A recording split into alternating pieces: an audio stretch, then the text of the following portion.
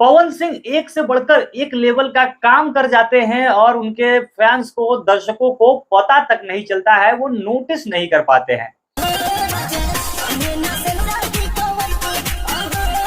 अब आप लोगों को लग रहा होगा हम ये क्या बता रहे हैं, और ये आपने थंबनेल देखा होगा तो आपको लगा होगा कि किस चीज की बात कर रहे हैं। तो दरअसल ये पूरी कहानी है इस फिल्म, इस गाने की हीरोइन जो है, जिनका नाम है दर्शना बनिक, इनकी पूरी कहानी है। और इस गाने को देखकर लोग ऐसे ही निकल गए थे, जो दर्शक है उन्होंने पवन सिंह को देखा, उनके साथ एक नई हीरोइन को देखा और किसी ने गौर नहीं किया।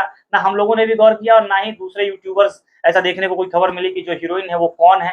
और जो हीरोइन है वो इतनी बड़ी स्टार है बंगाली फिल्मों की, और अभी-अभी ताज़ा उनका एक बॉलीवुड में फिल्म बहुत ही हिट हुआ है, जिस फिल्म का नाम है मेट्रो इन दिनों। यानी अभी-अभी ये हिट हुई है फिल्म, काफ़ी बड़ी फिल्म थी, मल्टी स्टारर फिल्म।